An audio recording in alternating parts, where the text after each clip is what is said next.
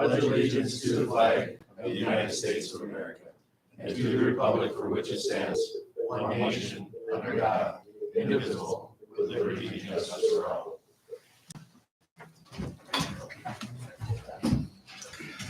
Approval of the minutes of May 1st, 2023. Motion. Motion by Commissioner Hamry, second by Hatch. Commissioner, in discussion? All in favor, say aye. Aye. Opposed, same sign. Motion carried. Awards and proclamations, we have nothing on the agenda. Public hearing, nothing. Bid opening, 2023 curb and gutter and sidewalk.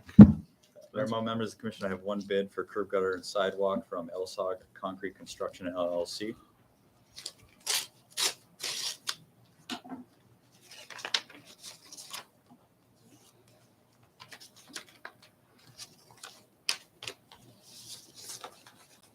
The contractor's license is included,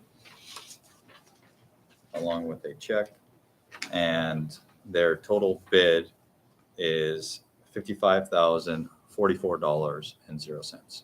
Again, LSOG LSOG Concrete Construction LLC bid on the 2023 curb gutter and sidewalk repair $55,044.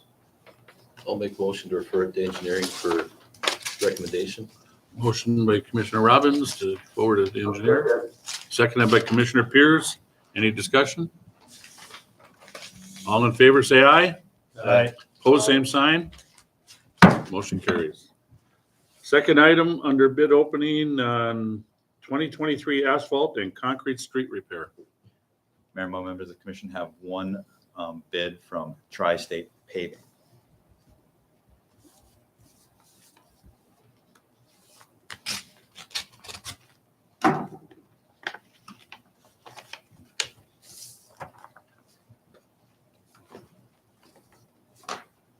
Contractor's license is included, as well as a certificate of payment and liability insurance. And the bid from Tri-State Paving for the 2023 asphalt and concrete street repair is $92,000 and, $92,700. Again, the bid is $92,700. Same thing, I'll make motion to refer to engineering and wait for the recommendation. Motion by Commissioner Robbins, Second. second by Commissioner Hamry. Any discussion? All in favor, say aye. Aye. Opposed, same sign. Motion carries. Okay. Visitors and delegations, first item is Sean Root. Please come forward to the podium and state your name. And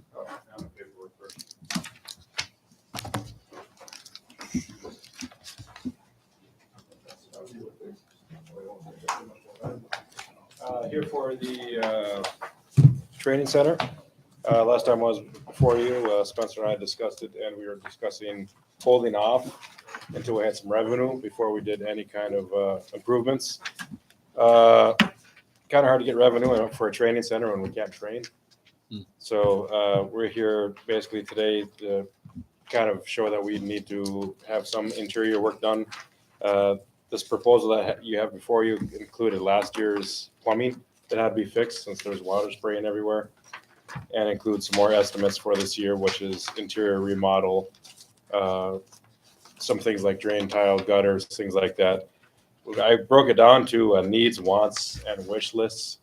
So the total list on the back, it looks like a bigger number than it is, but as far as the needs, we need around $84,000, $85,000 just to get the place running.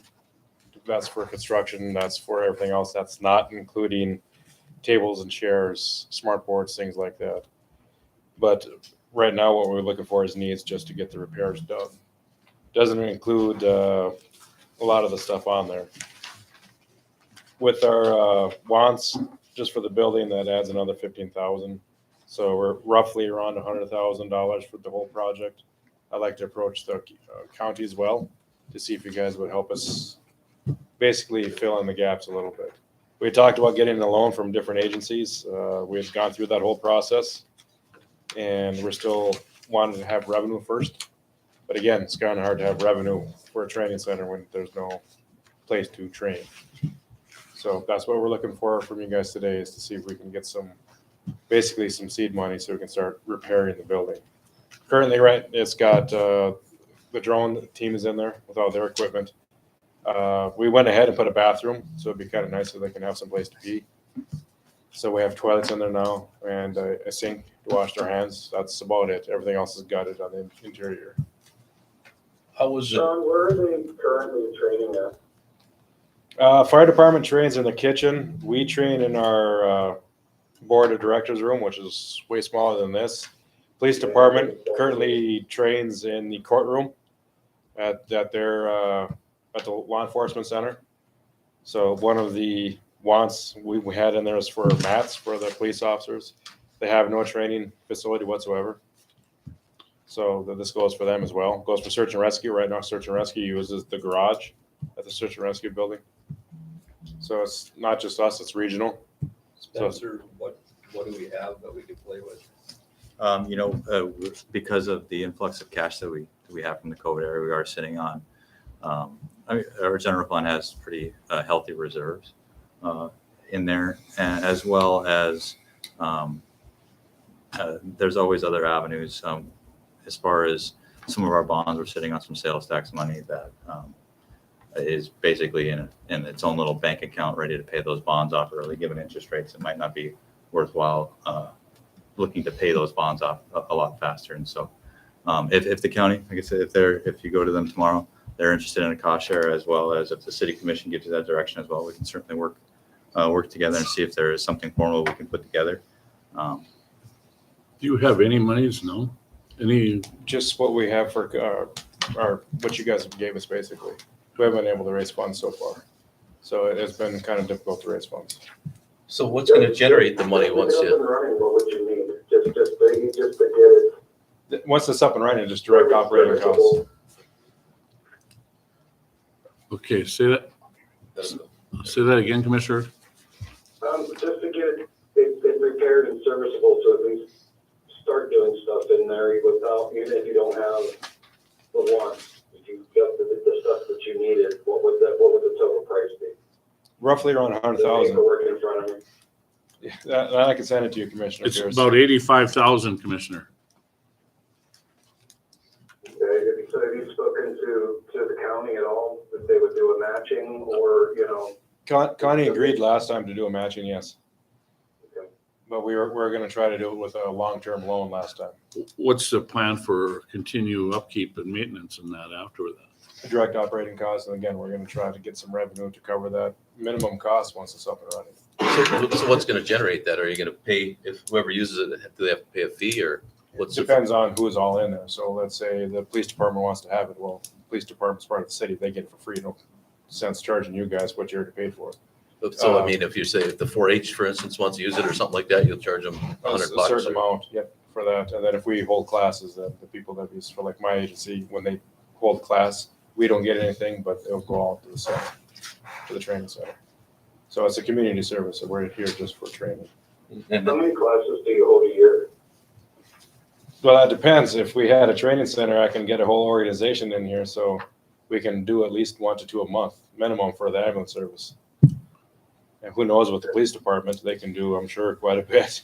Yeah, we can, well, speaking for the police department, I mean, we would bring in courses that we need. Again, we have fees for the students, so we would actually make the money from that. That's from out of the area students. But we can probably use that, we'll be using it at least once or twice a month. That's not just our department ourselves. So there's a necessity, we need one, we've always needed one. is there any labor? It doesn't look like there's any labor on the needs. Yeah, we took, we're just gonna do it ourselves.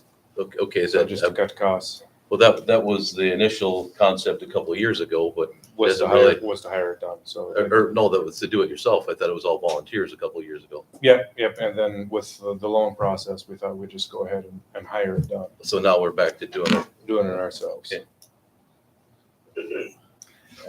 Mayor Mo, members of the Spencer, commission. I'm sorry, I couldn't hear when you were talking earlier, if there was any funds available, and I heard you speaking of other avenues, so I'm just gonna go back and revisit that, because I had a hard time hearing you. I could hear everybody else, but I couldn't hear what you were saying. Well, Mayor Mo, members of the commission, I think, given where interest rates are as far as loans go, right now it might be worth exploring if the county is looking and interested in that, 40 to 50 grand range on a cost share. And I know that there's other parties too that would also use this facility. And so we'll have to engage them as to whether or not they want to get in at this stage of the project. But like I said, that there are, we have our general fund reserves, we want to pay it out of there, as well as we have a variety of sales tax revenue bonds, of which are carrying a much heavier balance than they need to. And those would be in the effort to pay off some of the bonds we have for infrastructure projects. It is sales tax money, so I believe it would be in the prerogative of the city commission to utilize those. And I don't think we need to race to pay those off, given the low interest rate and where we're at now. That's my one thought. I think with what we've given for other entities, I think, 40,000 to pay half, it was not really asking, much from them to ask for that much. I mean, if it helps to get them up and running and provides the improvements for training for our first responders, I think that's that's the least we can do. Somehow come up with that 40 grand just to do half of it. So Mayor Mo, members of the commission, so long as there is a consensus for you, from you guys that you do want the city to be a part of this upkeep, I'm sure Mr. Root will be at the county meeting tomorrow. And if able, I'll try to attend as well. And then in the meantime, in the interim, the next 2 weeks, we'll see if we can work up a game plan with something that could be hopefully acted upon either at the next meeting or the one after. To move forward. What if they want to hear that we're in? I'll make a motion to go 50,000 at this point for what you're requesting. I second that motion. Okay, 1 second, please. Okay, we have a motion to partake 50,000. Yes, and I second the motion. By Commissioner Robbins, second by Commissioner Pierce. Okay, any further discussion? Any further discussion? Okay. Roll call vote. Commissioner Hash? Aye. Commissioner Robbins? Aye. Commissioner Pierce? Aye. Commissioner Hamry? Aye. President Mo? Aye, motion carried. Thank you, gentlemen. Thank you, Sean. Good luck. Get to work, Sean. Next item, Spencer, you want to do the intro for Otter Tail Yeah, Power? Otter Tail Power, we have representatives from Otter Tail Power Company. As you guys recall from the last meeting, Nodak Electric representatives were here and kind of told the story of their organization and their interest in engaging in a franchise or limited franchise agreement with the city of Devils Lake. It's been a conversation that's happened in the past, and just like an audience to Nodak Electric was granted at the last meeting, one to Otter Tail here as well. I would add, like, we have a microphone up here, so if you are going to come to speak at all, please do so at the podium. That would be appreciated. Other than that, I would turn over to you, Mayor, and the folks from Otter Tail. Welcome, Jeremy. Okay, Mayor Mo, members of the commission, Jeremy Ram, area manager with Otter Tail Power Company. I've met all you before, so appreciate you giving us a little more time to come tell our story, as Spencer said. So maybe before I get started, if I could, I'd like to introduce the crowd sitting in this half of the room. So we got Chris Waltz, you'll hear from shortly, couple middle row here, engineer and operations manager, local to Devils Lake. You probably recognize those faces.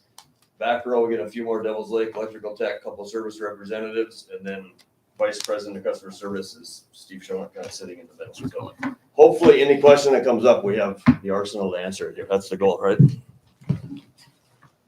So you guys all have the slide deck? Okay, perfect. Thank you. So what is our role? With the first slide there, our vision, growth and success for our company and the rural communities we serve. I'll touch a little more on kind of our service territory, who we are. We're very rural, as you'll see, and it's very important to us that we continue to support those communities and we continue to grow as a company. So we balance community, economic, and environmental commitment always. And then our mission, to produce and deliver electricity reliably, economically, and environmentally responsibly as possible to balance benefit of customers, shareholders, employees, and to improve the quality of life in the areas in which we do business. So you can see that on the next slide. There were touches on Otter Tail's values. I'm not going to read all 6 of them for you, but did want to point out that community is one of those. We take it very seriously, that we recognize we are only as successful as our customers in our communities. So that is certainly at the core of what we do, is improving the quality of life and where we work and live. You can see on the right-hand side there's a mention about in the last, since basically 2021, whether it's advertising, most of that came donations via our foundation, but $75,000, a little over $75,000 in the last couple of years that we've donated to entities in Devils Lake. So they could be scholarships at the college in town here, and then a little piece of that's advertising as well. An anecdote on the bottom, we pay the city of Devils Lake about $125,000 in property taxes annually. If you go to the next slide, there is a map. So this is our territory. So we cover about 70,000 square miles, western part of Minnesota, kind of we like to say the eastern half of North Dakota. You can see the line there, and then a small corner of northeast South Dakota. So when we say eastern half of North Dakota, I think it's important to point out Jamestown is actually the biggest community we serve across our own territory. So we don't serve the Fargos, the Grand Forks, the Minot's of the world. Those are all technically in that area that you'll see, but we don't serve those.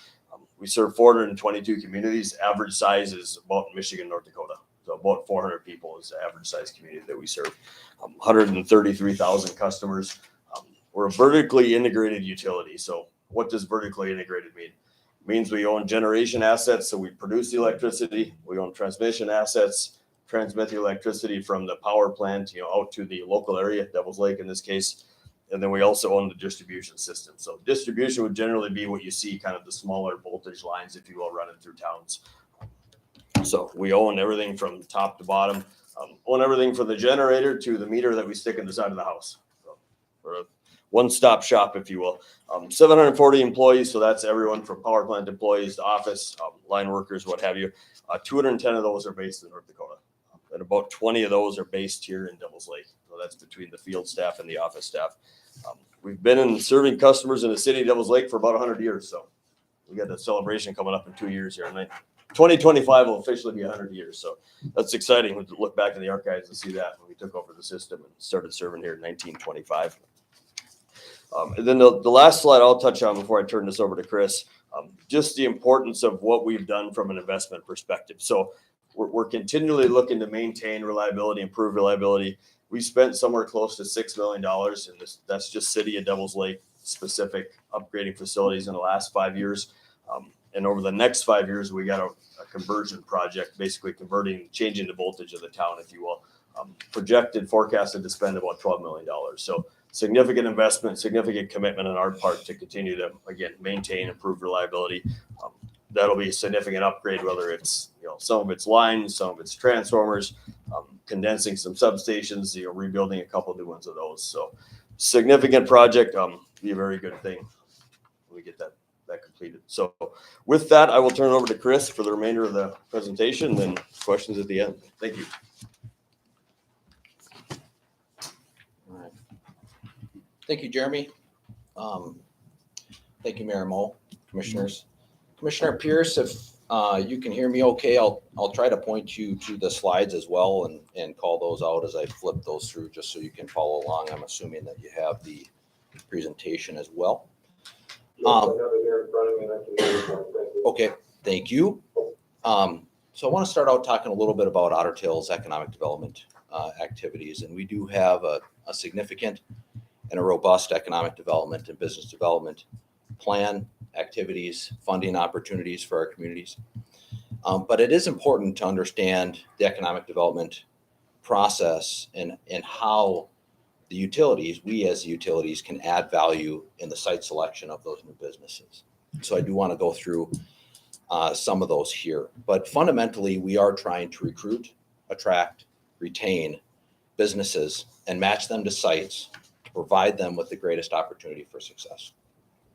And I'll highlight some of those key attributes that we at Otter Tail Power bring to the table. So I'll start with reliable service. And Jeremy mentioned the investment opportunities and the investments that we are making in the community. And that is to make the system as robust as it can be, provide that reliable service to the customers that they expect and in new customers. More details on our reliability are on slide 12. Did provide some additional informational slides.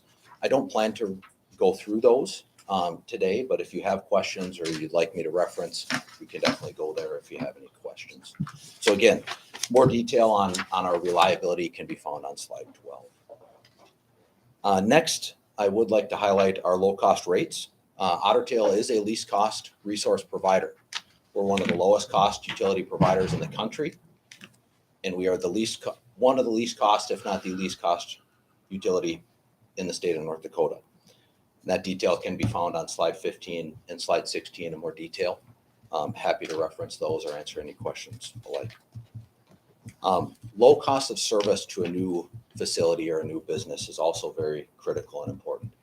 And one of the ways that you maintain that low cost of service, both to your existing customers and to new potential customers, is by making the strategic investments in the system that Jeremy highlighted. So you can see that, based on the information that Jeremy just reviewed. I would like to point out also our expertise in serving large customers. And I'd say it's more important than large customers. It's really customers that have significant or particular electrical service needs and requirements. So typically that's three-phase service or something different, different and unique voltage or configuration, things of that nature. A large part of the customers that we serve have those specific requirements, and we do have significant expertise in service to those types of customers. Next thing that ends up being very important for customers in the development space is governance. So I will talk about governance in the subsequent slide here, but governance ends up being very important. And for us as a public utility operating in North Dakota, it ends up being significant because we are regulated, and that regulation is an open and public process. So that's often very important to new customers coming to North Dakota or to a particular community. Last, I'll point out that is increasingly becoming a driver in the site selection process is the ability of the utility to provide renewable energy offerings. And that comes into play because a variety of these customers have ESG requirements or particular requirements in order for them to make investments. And so Otter Tail has programs in place today, but I will point out that we are actively pursuing a couple of more program offerings for both new and existing customers. I will point out too, in the couple of other bullet points there, Devil's Lake is a top community that we continually promote in our economic development activities. So I handed out just a half pager and I'll go through. There's an additional slide there on some of the events that we partake and participate in. And so Devil's Lake is continually highlighting, and I can speak to the fact that I highlight Devil's Lake in those activities myself. Like I mentioned earlier, Jeremy highlighted as well, that continual investment in electric infrastructure is critical. And one other thing that I'll just point out on that point is that often helps speed to market in the business development space. And so if you have that opportunity to develop a space faster than somewhere else, that often can be a critical criteria in that site selection process. I will also say that Otter Tail does provide direct economic funding to communities. So we have, limited funds. We're strategic about those investments, but we do actively fund things in our communities like housing studies, business retention studies, infrastructure investments, and feasibility studies for particular projects. I will also mention that we do continue to make these strategic development efforts by managing our costs. We select and attend various events to recruit and attract potential businesses for our communities. And again, that can be highlighted on slide 13. And then on slide 14, you can see some of the successes that Otter Tail had just in 22. Again, these are larger, just a couple of highlights that we wanted to show the council or show the commission today. So next slide, slide 7. Turn over to governance. So just, Can I ask you a question before we move on? yeah, absolutely, Shane. On your funds that you give out to the communities? Yep. That's funds that are coming right from Otter Tail. You're just not a pass-through, correct? Correct. Yep. Otter Tail's governance. So we are a public utility, as I highlighted. We are a regulated utility, and we are an investor-owned utility that operates in the state of North Dakota. So a little bit more on regulation. We are regulated by the Public Service Commission in North Dakota. They regulate our rates, they regulate our projects, our cost recovery, any dispute resolutions that we find ourselves in, and public policy. Commission staff are experts in the electric service industry, and they have oversight over the areas in which we do business. The regulation balances the public interest. The last point there is it is very important, and it is an open and public process in all of our cost recovery. So any one of our customers or communities has the opportunity to provide comment on that rate recovery or on that cost recovery, excuse me, and any customer has that same ability. So next slide on service to new customers in North Dakota. So just like to point out a couple of things in North Dakota when it comes to service, particularly to new customers. Public and municipal utilities operating in North Dakota can only serve within the city limits through franchise agreements and or city ordinances. The exceptions to this are the Certificate of Public Convenience and Necessity process, or the CPCN process, that exists outside of that boundary. The other exception is that if there's a commission approved service area agreement. And I'll highlight on the next slide some of the limitations that has on, specifically on the city's authority. Cooperative service territory is rural areas outside of city limits.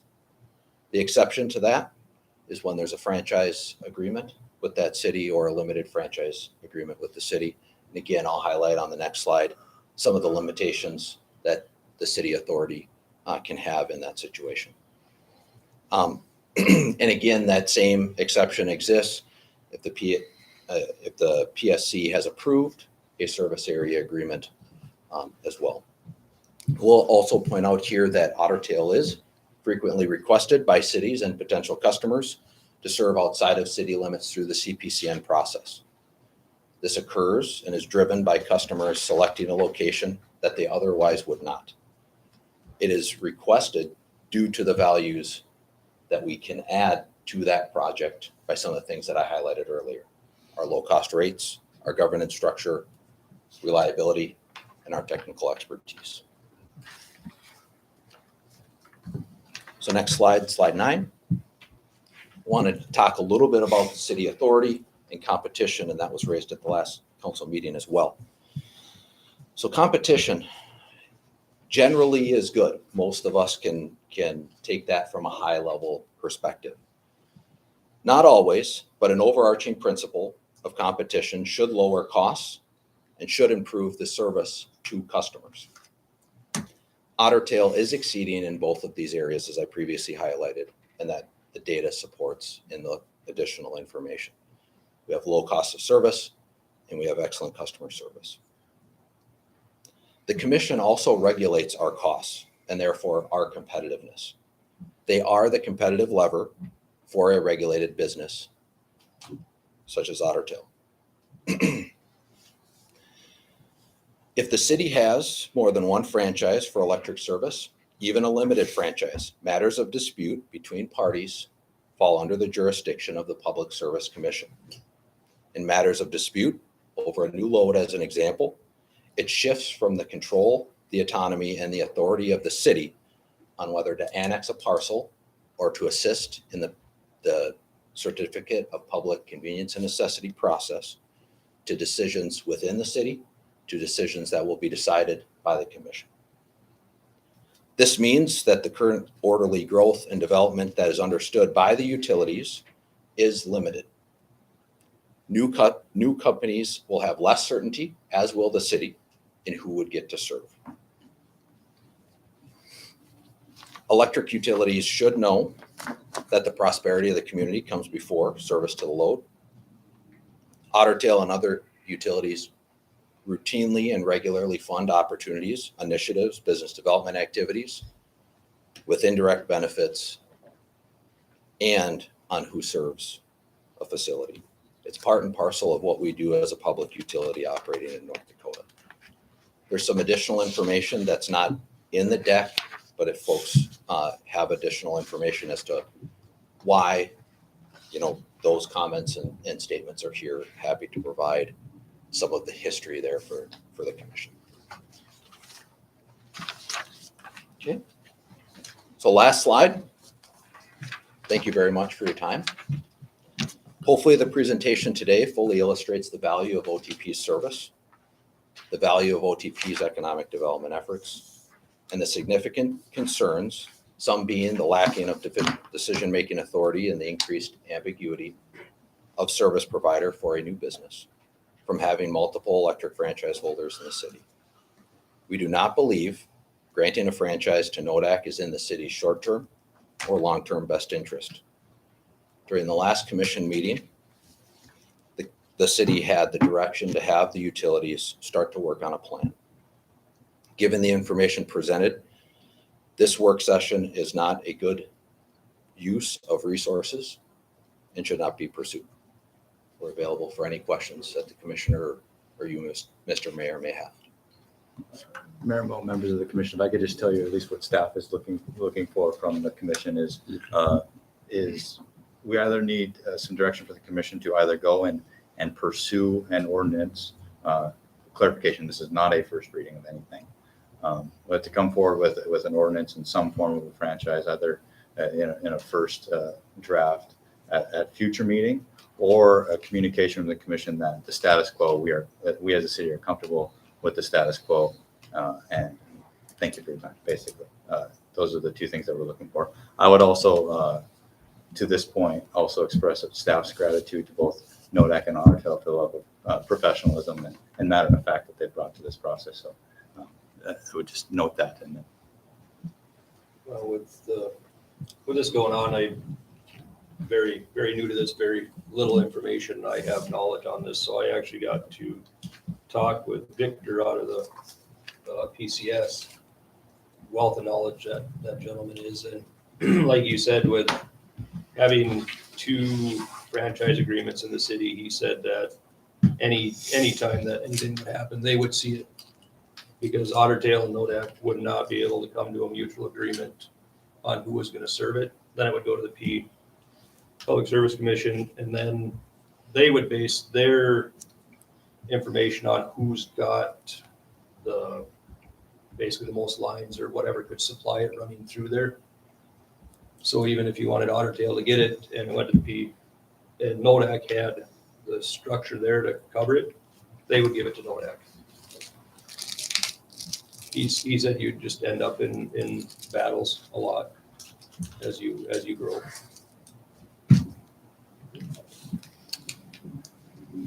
I'm of the mindset I'd like to leave it status quo at this point. I don't want to offer another franchise. Everybody's put a lot of time and effort and heart and soul into it, but I'm fine with leaving it as it is. That's my direction.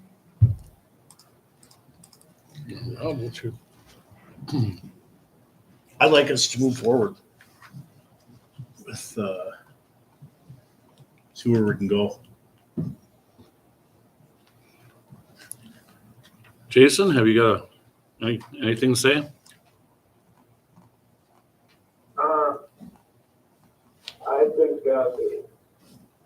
I think we should just leave it the way it is. That's where I'm more leaning towards.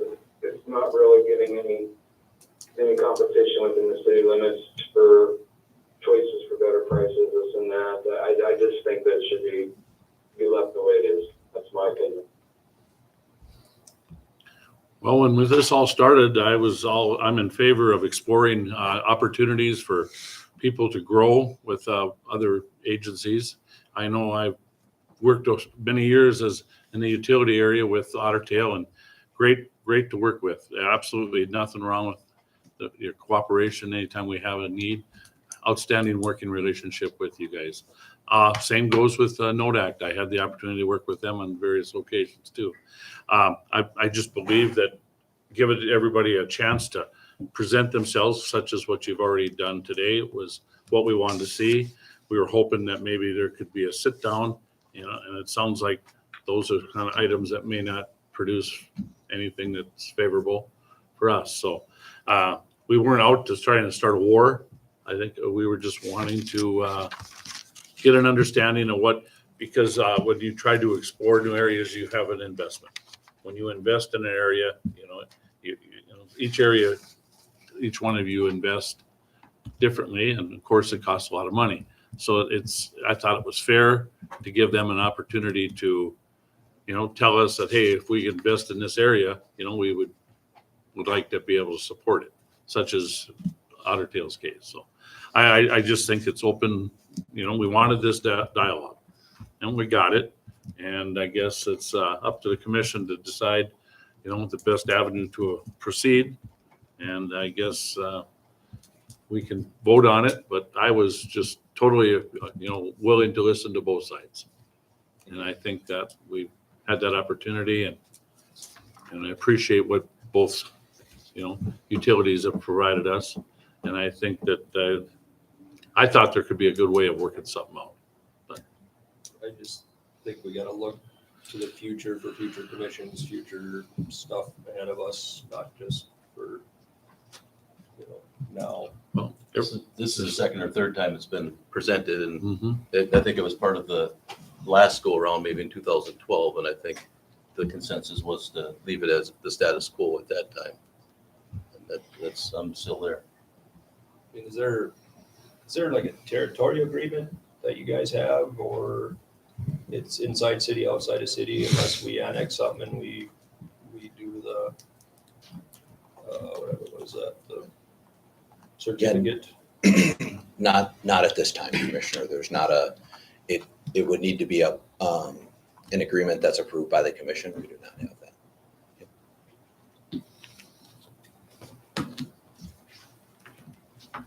Brad, Barry, you let me have a couple of minutes. yeah, you may I have. did it last time. Mhm. I don't want to get into a match of competitions. Dale, I've talked individually with 2-3 of you. The question I have before you then, if you are going to table it, is what about the future? What about growth? It's easy to kick the can down the road, but what about growth? And let me, Commissioner, please. I guess what I'm looking at is this. So Otter Tail, you have the city. Is that correct? Yes. There's no request to do anything with the city. It's future growth, correct, that we're talking about? Franchise agreement, we're not going to come into the city. Could that happen? I think what the city needs to be very mindful of is when there's a limited franchise granted, it doesn't just pertain to the limited franchise in areas of dispute. My hunch tells me that that's some of the feedback that was given to the commissioner that checked with the public service. So there's confusion on that. As I know it, the city is still going to be Otter Tail and will continue to be Otter Tail. Any future annexations, even if there's Minn Kota infrastructure and investment in that area, the annexed would now be Otter Tails. Is that correct? That's where it would come into the dispute. That's where it comes in the dispute, is that future growth. If they had a franchise, If Nodak had a franchise, if they had a franchise, they'd have to work it out. If they don't have a franchise, at that point, it's city limits, it's Otter Tail. That's how I've come to understand it. Not necessarily, Brad. We did the East Ditch Pump Station. That was in city limits, and the city granted that to Nodak because it made sense for Nodak to serve it. Steve, I worked with you a lot, and Steve was great to work with. And Nodak serves the East Ditch Pump Station within city limits. So individual situations can The city be made the decided decision in upon. that case. and that's what we're all about. If something comes in and Nodak is there and they're responsible for it, So then may I suggest, can there be some determination that as growth occurs and one or the other has infrastructure, significant amount in it, that there's some guarantee to a company that feels that they won't have that guarantee now? well, I'll And that would guarantee be if the- I'm still here, I'll work with them. That's the only guarantee I can give. But Commissioner, That- that guarantees as good as the Well- paper it's written Well, on. and okay. There is no paper. We that's keep written. talking about growth. I think that's what you're saying. It's all about growth and who gets the growth. Who's had the more growth within the city limits in the last 10 years, Nodak or Otter Tail? I think that Nodak has served well over 800 lots. I think if I'm right there, Mike, I think we were discussing this the other day. Outside of city limits? There's Within been a- over 800 lots in the last 20 years, over 800 lots outside the city limits, and within the city limits, it's like 112 in the for, same for time. Otter Tail. So right there, Nodak has had huge growth potential, much more than Otter Tail in this direct area. And the same thing So goes, where that infrastructure, I guess what I'm asking, in that infrastructure, not to strand them, would that be guaranteed then if we annex that area? nobody's going to tell them to leave. If- If it's- Is it annexed parcels that have nothing on it, or is it annexed that has stuff on it? It's annexed area. One case in point is the new industrial park land, the 131 acres. That was outside of city limits. The city limits are there. It is now Otter Tails. It was Nodax prior to that. And there's nothing there. There's been nothing there for 5 years. And the current industrial park is Otter Tails, but Nodak is serving it. That was outside of city limits at one time too. And we have annexed it and nobody asked them to leave. They're still there. That's right. But there's nothing in writing for them. Well, if I understand electrical correctly, even if you guys have a franchise agreement, Otter Tail, if, let's say we annexed in Friesen and Lakewood, we just can't up and make Nodak disappear. They served it, they have it, so they would keep it. How does that work? That's the crux that I'm getting. I'm hearing two stories. I'm hearing that when it turns in and it's annexed by a city, Otter That's Tail my says we confusion. want it. It's not going to That's- happen. That's that's just, fine. in my opinion. That's Not just- my wouldn't, that that's wouldn't just, happen either. Again, I would just suggest that, you know, in a situation where there's an existing customer, I think to your point, Commissioner, is we have a history of leaving the service provider as is, right? As an orderly course of economic development, not to interrupt service and that sort. We have a history of doing that in the city of Devils Lake and in other communities in that situation. But I'm confused because my understanding was exactly what Brad was saying. I thought we're not touching anything within the community. That wasn't our intent when we started this process. Right. I mean, Yeah, that I was, I'm kind of surprised to hear that now because to me, I would not, I wasn't buying into anybody taking the place of Otter Tail in the city. And, you know, it's just for any new expansion areas. That was the only thing that we were talking about, is my opinion, or at least that's what I That's what I understood. thought. And Yeah. not for changing out. So if we were to annex, freeze on, that there would be no change. The current, supplier would be the supplier. As That would not directed by change. the city, As directed as by directed by the city. what yes, we absolutely. want as a Yep. city. Yeah, so in situations, what I was trying to highlight earlier, in situations of a new growth and development, or in situations where there's a limited franchise agreement granted, right? So let's say there's a limited franchise granted to the industrial park. What has happened, and there's a very clear Supreme Court case in North Dakota that highlights this. It's called the Boulder Ridge case. It was between Capital Electric versus the city of Bismarck and Montana Dakota Utilities. So in that situation, the Capital Electric Cooperative had a limited franchise with the city. The housing development was outside of that limited franchise. The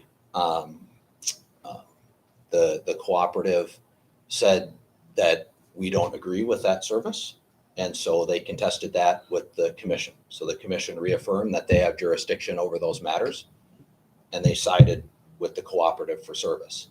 That decision was appealed to district court that reaffirmed that, which was then subsequently appealed to the Supreme Court. The Supreme Court in that situation granted service to MDU for a variety of factors at the end, but that is the situation that is precedent in North Dakota, yes. Is it does grant authority outside of that, and there are services that pertain to that. Does that help, Mr. Mayor? I'm not, Well, yeah, it does help. Thank you.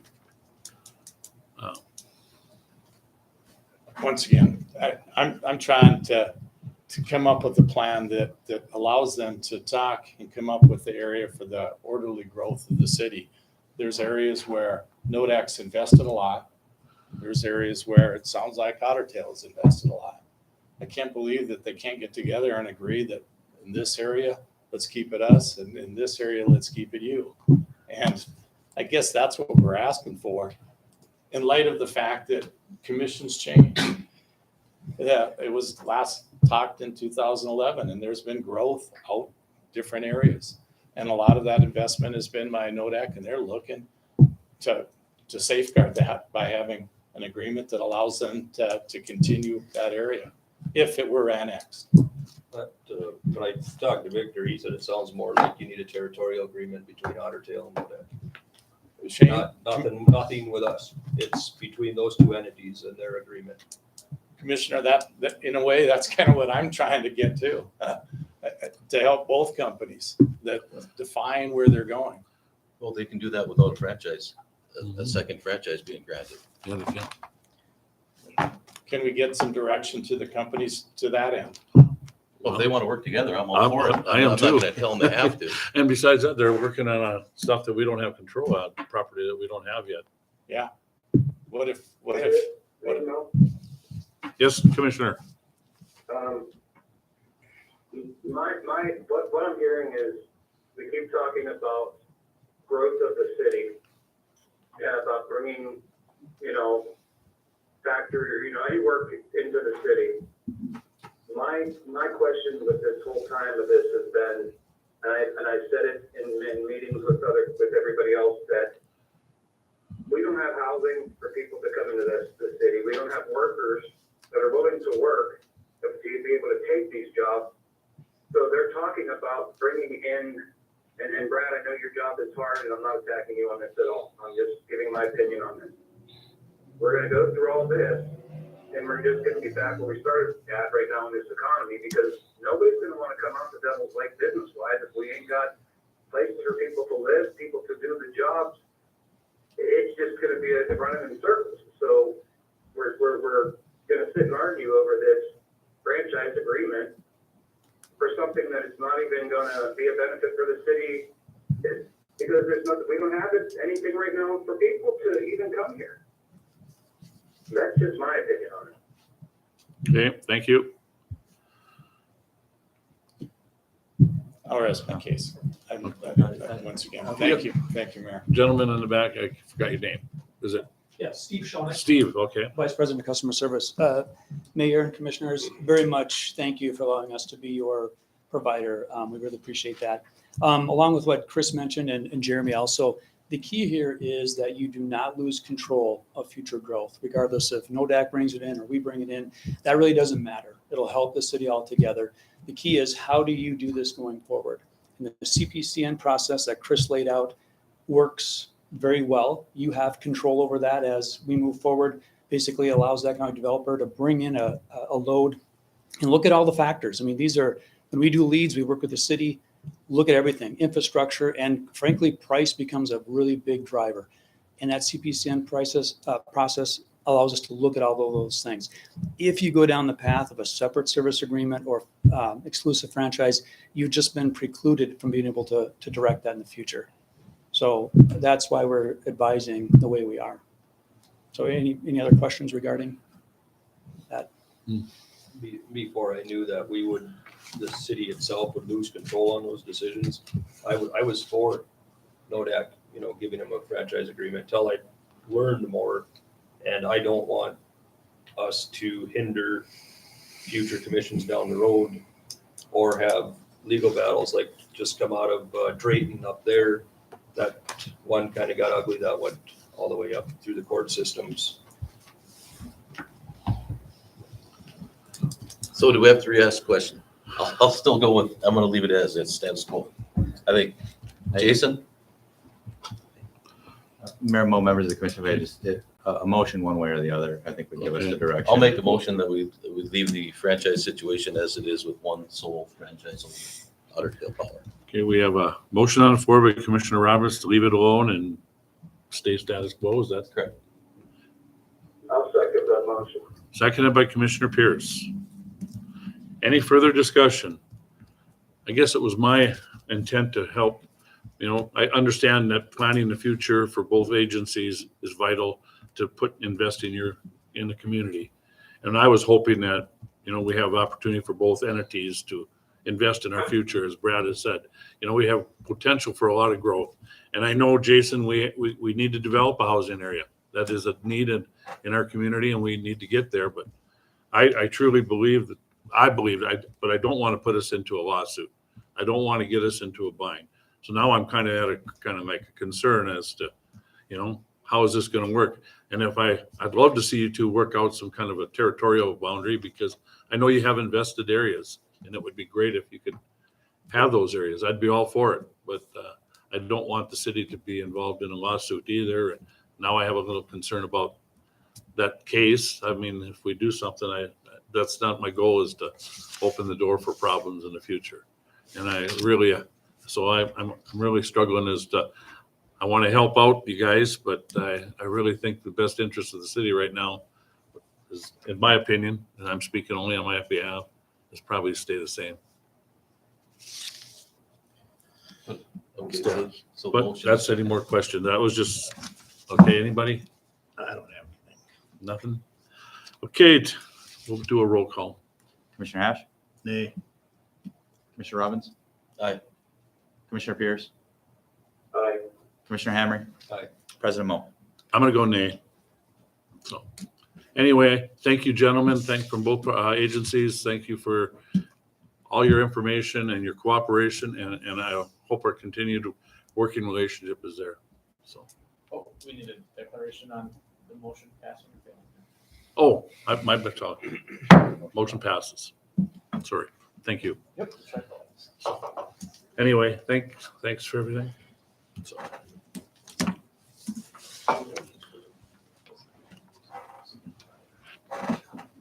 Okay, next item is commissioner portfolios, and I'll start with Commissioner Pierce. I have nothing for you tonight, there, Mayor. Chief is, he's not there. And we had nothing to report. And there was nothing at the Ramsey County Fair Board meeting that was pressing to let you know. So just business as usual there. So I have nothing for you unless you have any questions. Okay, thank you. Commissioner Robbins? Mike, anything in engineering? A few things, Commissioner. I'd like to recommend award for the 2023 curb gutter and sidewalk to Elsag Concrete in the amount of $55,044. I'll make a motion. We have a motion by Commissioner Hamry, I'll second. seconded by Commissioner Hatch. Any discussion? No discussion. Roll call, please. Commissioner Hash. Aye. Commissioner Robbins. Aye. Commissioner Pierce, Aye. Commissioner Hamry. Aye. President Mo. Aye. Motion carries. Also would like to recommend award of the 2023 asphalt and concrete street repair bid to Tri-State Paving in the amount of $94,300. There was, appears to be a mathematical error in their bid tab. So bid as read was $92,700. Correction would be $94,300. But realistically, the amounts are based on unit prices, how much street we repair. So the unit prices all check out. They're slightly increased over last year, but recommend award to Tri-State Paving. What's the mobilization fees on that? It's double from last year. It's $1,400 per site. Realistically, what we're looking at, based on the proactive approach that we've had with our street repair, we don't utilize Tri-State Paving for a lot of street repair areas. It's more street opening areas. So water breaks, utility cuts, and things like that. So that limits the number of sites that we have compared to what we used to do not so many years ago. You know how many sites we had last year? I don't have last year's off the top of my head. We estimate 10.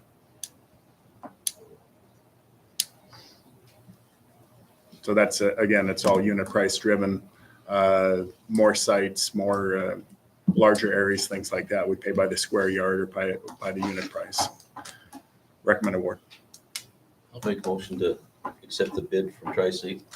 Motion by Commissioner Robbins, Second. second by Commissioner Hatch. Any further discussion? Roll call. Commissioner Ash? Aye. Commissioner Robbins? Aye. Commissioner Pierce? Aye. Commissioner Hamry? Nay. President Mo? Aye. Motion carries. Included with your packet as well is a memo that was written up. I apologize for it being submitted late to the commission, but we just received notice from the Department of Transportation related to bids that were open last Friday. Bids were open last Friday for the work that we're looking at doing on the Midco Road, 14th Street Northeast, as well as 14th Avenue. Received information from the Department of Transportation last Friday, as well as additional information this morning when they did their review. With that, and included with the memo is a recommendation to award that project, award that bid to Allstate Pavement Recycling and Stabilization, Inc., out of Rogers, Minnesota, in the amount of $562,278.43. That's big enough soft spots too. Yeah, we're doing a complete cement stabilization on that project. So basically, we're working the top foot in training, mixing in cement, trying to get a very hard subgrade, and then we're putting a reinforcement fabric on that, and then gravel on top of that, trying to build up to Was that improve the this- structural stability of that roadway. Was that just the state's portion? Wasn't in the 600,000 or 700,000? Was it the total cost, or is this just a lower bid than we expected? The bid is very close to the engineer's estimate, but included with that, we also have some engineering and some contingency. So that's the larger dollar amount. We have an approval for use of federal money to a larger amount, but the actual bid was very close to the engineer's estimate. So I'll make a motion. We have a motion by Commissioner Hamry, Second. second by Commissioner Pierce. Any further discussion? Roll call, please. Commissioner Hash? Aye. Commissioner Robbins? Aye. Commissioner Pierce? Commissioner Pierce? Sorry, I was on mute. Aye. Commissioner Hamry? Aye. President Mo? Aye. Motion carries. And with award of that project, there's going to be a lot of material testing and some engineering, construction engineering services involved with that. What we'd like to do is continue on with the construction engineering services. And so we'd like to do a request for proposals for engineering, construction engineering services for that project. We have federal money that can help offset that cost. So we have to go through a request for proposal process in order to utilize that federal money. That's some of that additional money, Commissioner, that you were talking about. So we can utilize that if we go through the process. So with all of the material testing and work on that project, I would recommend that the City Commission authorize advertisement for RFPs for construction engineering services on that project. What's the difference between the construction engineering and you and Mr. Gaffney? It's a lot of, in this particular case, most of the construction engineering is going to be testing, material testing, and making sure that they're in conformance. So we have a lot of, we awarded over $2 million water main replacement job. We have the existing water main jobs, and we have other projects that we're working on. So with the ability to utilize some federal funds to help offset the testing services that we would have to do anyway and hire out, we want to go through that process. So I'd like to have a firm on board to help to make sure that we get the right cement mix and the right ratios and the right things on that roadway. I'll make a motion to allow Mike to submit an RFP for the engineering for the 14th Street project. Motion by Commissioner Robbins, Second. second by Commissioner Hamry. Any further discussion? All in favor, say aye. Aye. Opposed, same sign. Motion carries. We'll be working that RFP through the Department of Transportation. And once we have meet all of their requirements and things, we'll bring it back for the commission for recommendation and approval. That's all I have for engineering, unless you have questions on any of the specific projects that we're working on. Nope, anything in streets? Pothole patching, working on crack sealing, some sweeping, a lot of divots, working on alleys. So there's a lot of work going on there, but I have nothing to report unless you have questions, Commissioner. I'm good with that. Thank you. That's all I have. Okay. Commissioner Hatch. Mike, sanitation? Sanitation, working on the last area for the special pickup. And then the garbage will be going back, garbage pickup will be going back to the alleys next week. So our street crews have been in the alleys trying to get them back in order after special pickup and the harsh times of winter and what that does to our alleys. So that was been taken care of. I think even the mayor's alley might be a little smoother than it Just once was. drive through it today. Okay, another I'm happy sorry. customer. So- Just drive through it. I'm not saying another word. I know the alley west of you was much worse than your alley. but, I'm sure they are, you know. So, but the garbage will be going back to the alleys and they should finish up the special pickup this week. But That's all I have. do appreciate what you're trying to do. Alleys must be a real problem because it just seems like those potholes don't go away. So one thing that they're working on with the potholes, and what's important, you can't fill the pothole. No, If you simply fill the pothole is going to be back next week. In some cases, they're scarifying and removing the Mhm. pothole, and that's the goal. Mhm. And so in some cases, they've been doing that. The best time to do that is really after a rain, when things are a little bit softer. When things are really, really dry, the alleys are very, very hard, and doing that doesn't work that well. So, but then they've been instructed on it'd be a pain. what our goal is to do and get through it. But we'll continue to work on the alleys. Okay. That's all I have for sanitation. Okay, thank you. Rob? A few things for you tonight. First is we demoed Eagle View, which is a pictometry. As we work to try and figure out how we're going to recreate some of the data that we lost. The county has been looking at considering having them fly the county, which would give us some high resolution images that we could use for doing measuring and some desktop assessments of properties. Still just kind of working with the county, so it's early stages there to see if they're going to commit to that, because we'd end up piggybacking on that if that's going to be an option for us.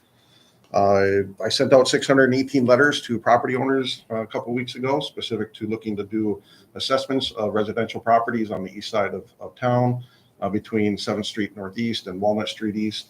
I do have if you go to the assessor's site, a page on the city website, there's a place there where homeowners can schedule a time for me to get on site to go through their residences. It is optional. It is not a requirement by any stretch of the imagination. It is something that we are doing to make sure that our records are accurate and up to date, and that we have the most equitable assessment values that we can for the residents of the city. If anyone has any questions specific to it, they're more than welcome to shoot me an email, give me a call. Happy to explain what the process would be. Typically, it wouldn't take more than 15 minutes for me to be on site. So those did go out. The one thing I did want to get out as well is with the tax relief bill that was passed by the legislation, the homestead tax credit is going to be changing. More people will be eligible to receive that tax credit. We will be taking applications again. We're expecting to get the new application the beginning of June. So by the middle of June, we'll be taking anyone who now qualifies that hasn't previously applied. We'll be taking those applications and helping people with those. Anyone who has already filled out an application will not need to do anything this year. We will adjust their applications accordingly. But anyone has any questions on that, they can also give me a shout. And I'm more than happy to help them fill out those applications. I'll also be doing some media work with that, doing a thing in the journal and getting some of that information. They out raised the there. income limit on that? Is Yep. that what So they did? now to qualify, your net income in $70,000 or less, you'll qualify. It was $42,000.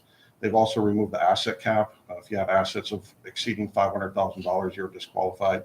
Now there's no asset cap on it either. So it's a tax credit. So But you have to it's be something that- 65 or older too, right? yeah, 65 and older, or permanently and totally disabled.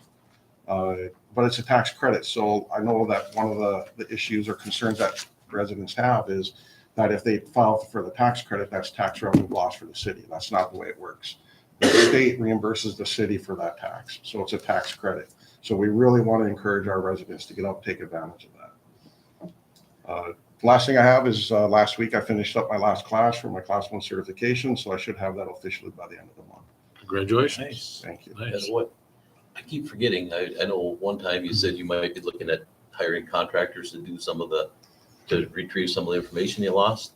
And I'm sure you thought about it, but I'll just throw it out there. Gary or Mark, they've been interested in any part-time work? And I've talked with Mark about it, and he'd be interested, I think, as long as there weren't too many expectations that came with it.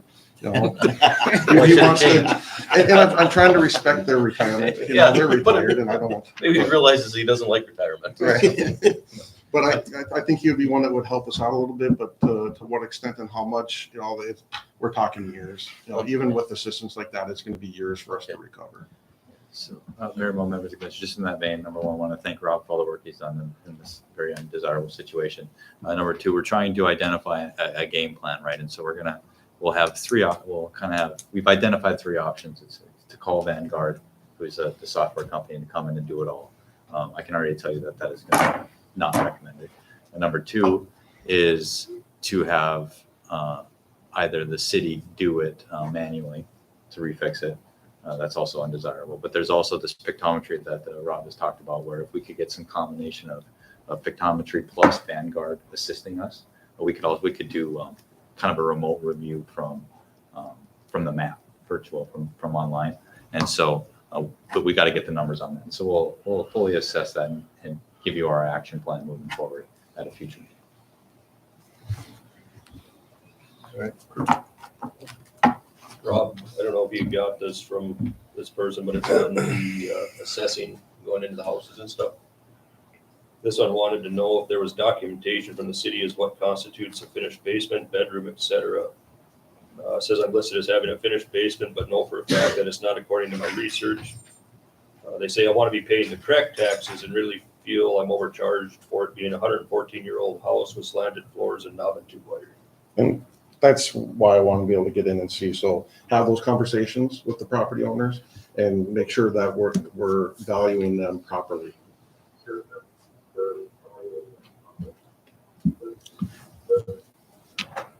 Anything else? That's it. That's all I got. I'm good. Okay, Commissioner Emery.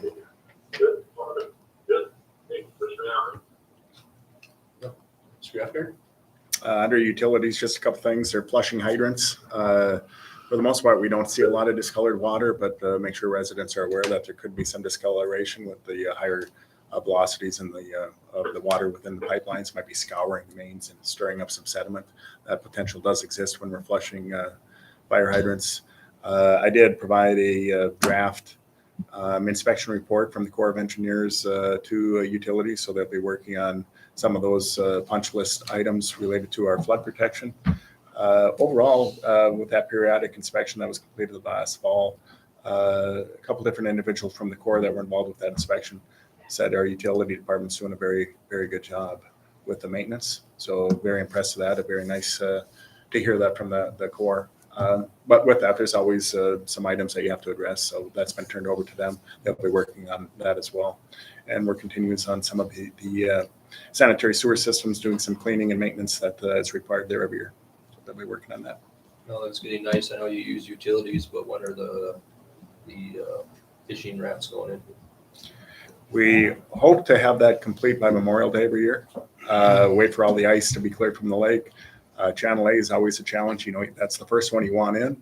But unfortunately, the bank of the channel that we developed for the fishing pier is the one that has all the snow.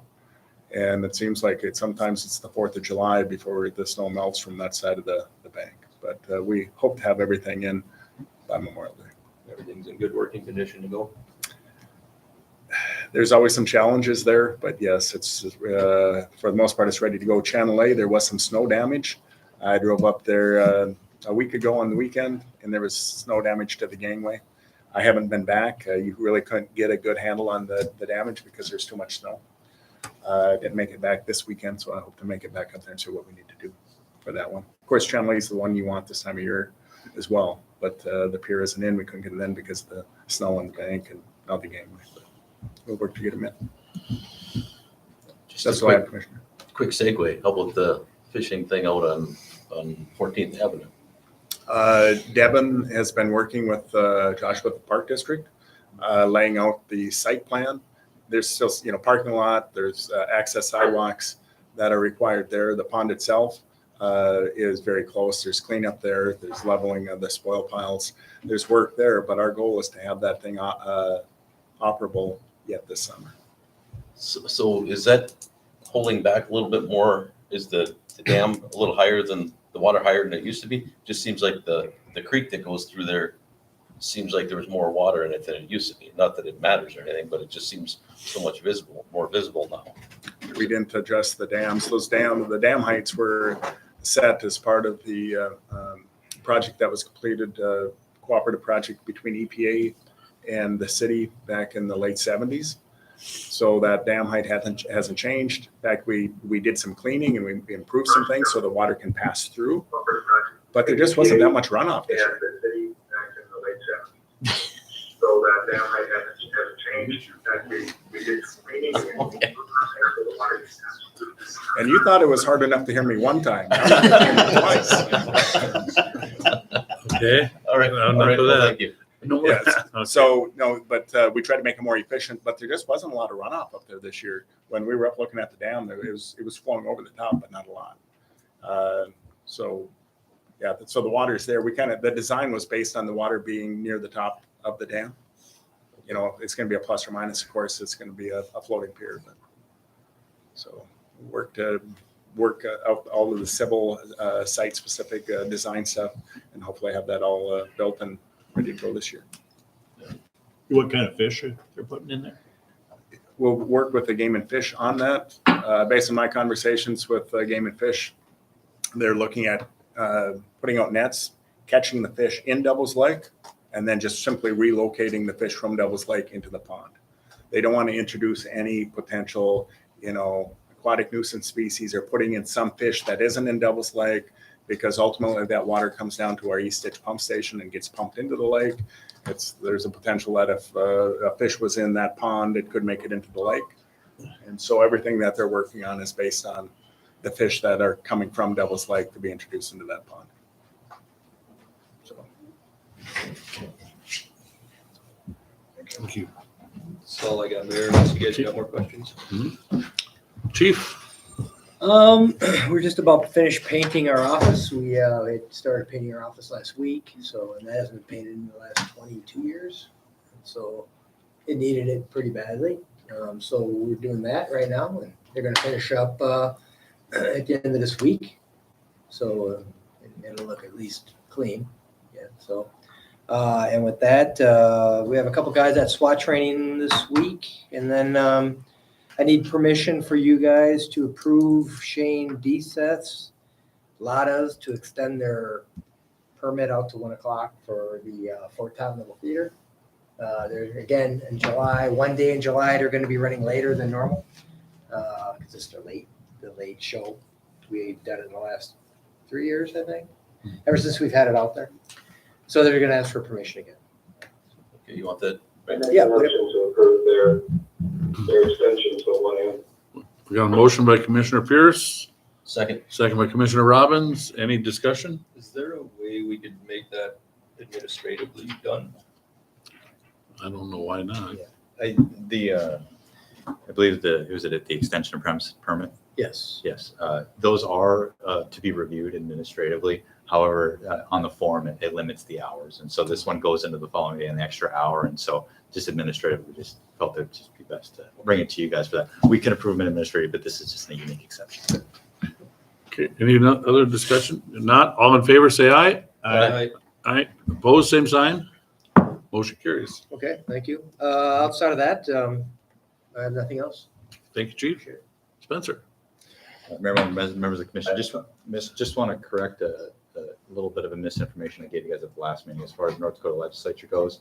The ND PERS bill I said effective January 1, 2025, actually January 1, 2024. As of the time I looked at it, it was 2025, but there was late in the evening in the early morning hours, they changed the start date. And so I didn't catch that, so my apologies on that. So start date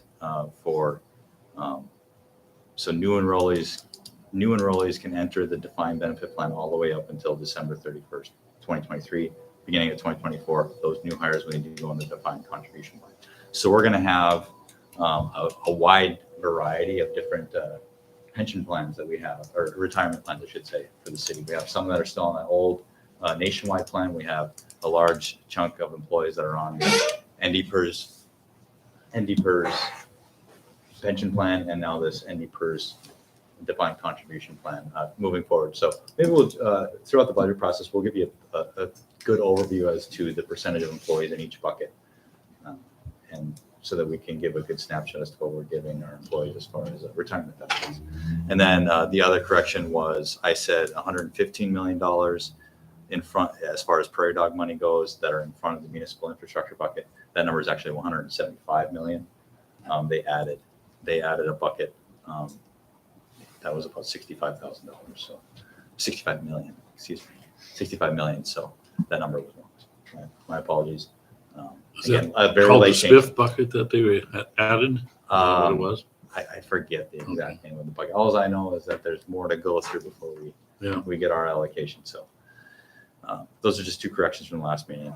Otherwise, that's all I have for an update. For the defined contribution, the city's contribution will remain the same no matter what fund you're gonna, or which retirement plan you're gonna use. So they set it for state and state agencies, the amount that the employee and the employer need to contribute.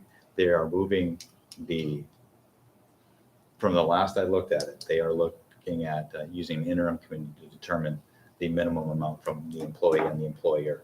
Right now, it's about 7 and 7, give or take the decimal. We as a city contribute 9.06, is that right? With PERS. With the NDPERS. 9.17, excuse me. Okay. 9.17. And so we go above and beyond on that to try and we contribute more than the minimum standards. I would hope that given their ruling, we would still be contributing more than the minimum standard. But again, as far as looking at our budget process, something definitely to analyze and look at. So the ones in NDPERS, they're good. They can stay there. And Yeah. So the one, if you're in the current defined benefit plan, you stay in the defined benefit plan. For new hires in 2024, they will be in the NDPERS defined contribution plan. Is that everything, Spencer? Yes. Okay, thank you. Jack? At the second reading of the domestic fowl ordinance tonight. I'll have the refusal ordinance for you at the next meeting that we need due to new case law that came out from the Supreme Court. I have that, some updates to the nuisance ordinance to just kind of finalize, and then we can present that as well. And for your information, I did look up that really quick, very, very cursory fashion, that Capital Electric versus City of Bismarck and Montana Dakota Utilities versus the Public Service Commission, that was referenced by Otter Tail and NODAC. Basically, what that decision says is when there's a conflict in an area that gets annexed, the Public Service Commission decides. That's the gist of it. So if the two can't agree, and if the city doesn't agree, or one of the providers doesn't agree with the city's, then the PSC decides. So, Okay. just thought I'd make you aware of that. Other than that, that's all I got. Okay, thank you. that nuisance ordinance will be good enough for coming soon, so we can get that going through the summer here. I sure hope so. Okay. I Yep. want to get things cleaned up, so. Yep. Yep. My goal. Yep. Spring think- cleaning. Yeah, I think it'll, Yeah. I think it'll help a lot. Good. Okay. Thank you. Anything else on the commission portfolios? If not, we'll move on. Old business, we have nothing. Nothing under consent. And under new business, first item is second reading of the domestic fowl ordinance. And Rob? We had a couple grammatical errors that we made, changes to an ordinance. Other than that, there were no changes. Nothing that changes the nuts and bolts of it. Okay. Well, gentlemen, Okay, well, maybe- Somebody here, but I'm surprised and I'm so. surprised that nobody's here. Anyone wish to speak on behalf of We that did ordinance? receive one call in favor of the ordinance. One call. Yeah.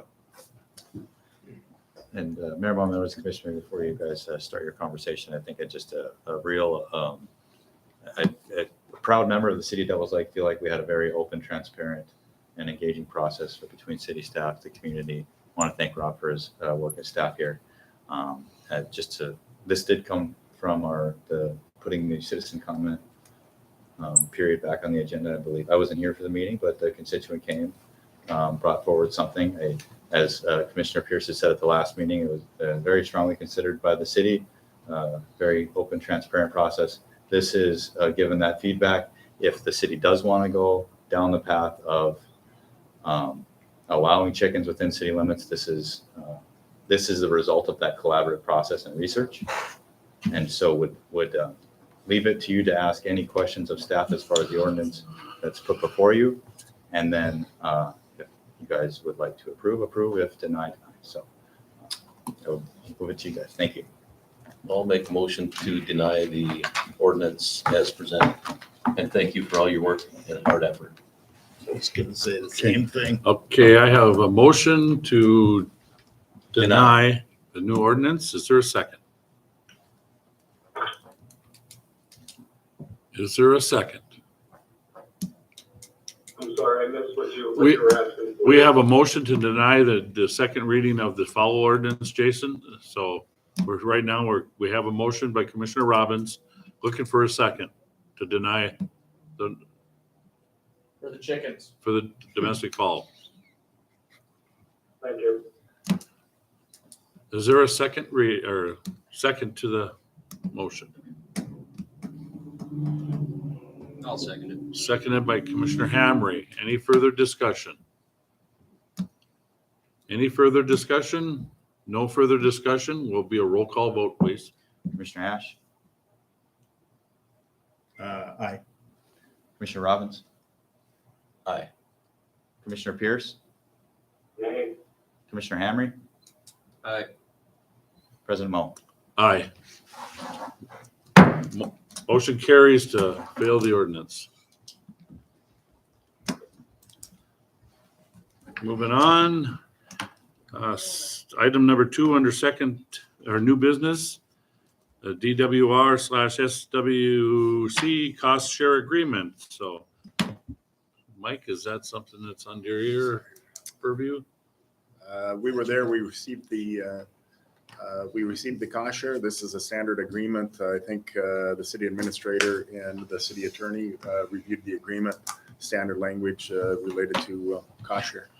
Providing 60% cost share of the construction costs for the project, $1.774 million. Okay. I don't know, Spencer, if you have anything to add. No, thankful to State Water Commission and Department of Water Resources. Really makes us allows us to address many areas. You know, if you would have to pull all your resources to do one project, when you can cost share, you can get multiple things done. So we're really thankful for that partnership on this. Okay. Recommend approval of the agreement. Motion. Second. Okay, we have a motion by Commissioner Hatch, second by Commissioner Hamry. Any discussion? Roll call, please. Commissioner Ash. Aye. Commissioner Robbins. Aye. Commissioner Pierce. Aye. Commissioner Hamry. Aye. President Mo. Aye. Motion carries. Third item is amendment to commission portfolios. Let me get to the item. Here we go. Background. First on the list is for the library board. And would you want me to Yeah. present this? Okay, Spencer. If you guys recall from past meeting, there was a conversation as far as the city's representation on the Law Enforcement Center Board. This kind of runs in tangent with the library board's request to, they have city representatives on their board, and there's an interest from the library board, and the library director is here. Interest from the library board to have this as part of the commission portfolios. And so adding this to the portfolios, and like I said, this runs in the same vein as the Law Enforcement Center Board. The city had, Commissioner Robbins was going to step down from the Law Enforcement Center Board effective July 1. And to the sad and very, very unfortunate passing of Mr. Wall, thoughts with his family. But due to his passing, the city is looking to adapt now And the recommendation is from conversation with the mayors and Commissioner Robbins is to appoint Commissioner Robbins to the library board and then appoint the mayor to the law enforcement center board effective July 1, which is consistent with that previous date. Pending his background check. Yeah, and then I won't be on it. Would just seek a motion to approve that if Okay. that pleases you. Motion. We have a motion from Commissioner Hamry to approve. Is there a second? Second. Second by Commissioner Hatch. Any further discussion? Okay, all in favor of this, say aye. Aye. Opposed, same sign. Motion carries. Welcome to the jungle. Same to you. Thanks for being here, by the way. Just before the motion, I should have asked if you wanted. Well, I don't know if I want it, but I'm gonna do it. Okay. Nobody said I was a smart one. So, anyway, item number 4, resolution, new account insurance at Bremer Bank Job Development Authority. Spencer? Mayor, members of the commission, just requesting that you table this agenda item. Need to have a broader conversation as to the Jobs Development Authority and its relationship to the city of Devils Lake and Forward Devils Lake. There's in state law, there says that the Jobs Development Authority needs a separate bank account. Currently, we are not seeing that separate bank account, but I believe that there was some relationship with Forward Devils Lake. That account really does need to be owned and controlled by the city. And so basically, maybe jumping on a little bit, I just need to do a little bit more further due diligence, speak with the city attorney as to how best proceed forward. And I do have an interest in having a conversation with the commission as far as the Job Development Authority goes and our processes as it relates to Forward Devils Lake and economic development. All good things, just to make sure that the city has as much, we'll say, control and involvement over its money, which is the sales tax money. And I need to research the past agreements that we've had before, because maybe we outsource some things that at least I would recommend maybe bringing back more in-house. Conversation that, but I just request that you guys table this item. Thank you. Okay, I'll make motion to table item number 4 under, it was 4, wasn't it? Yeah, Yes, 4 under new yep. business. I'll second it. Motion by Commissioner Robbins, second by Commissioner Hamry. Any discussion? No discussion. All in favor, say aye. Aye. Aye. Opposed, same sign. Motion carries. Item number 5, the renewal agreement with the Devils Lakes Chamber and Administration of Restaurant and Lodging Taxes. Mayor, members of the commission recall the last meeting, had you guys renew our agreement with the state tax commissioner. They collect our sales tax, they distribute it to us. Very similar agreement that we have with the chamber for our lodging and restaurant tax. We receive it and then we pass it on to them. This is an agreement that was in place, just basically updating and changing the dates. So recommend approval. Motion. Motion by Commissioner Hamry, Second. second by Commissioner Hatch. Any further discussion? All in favor, say aye. Aye. Opposed, same sign. Motion carries. Okay, citizen comment, anybody in the audience? Nothing? Informational items, the April financials are within our packet. If nothing else, before the commission, a motion to pay the bills. That's I'll make motion to pay the bills. motion by Commissioner Robbins, second by Commissioner Hatch. Any discussion? Roll call, please. Commissioner Ash? Aye. Commissioner Robbins? Aye. Commissioner Pierce? Aye. Commissioner Hamry? Aye. President Mo? Aye. Motion carries. No other further business. Have a good evening and meeting adjourned.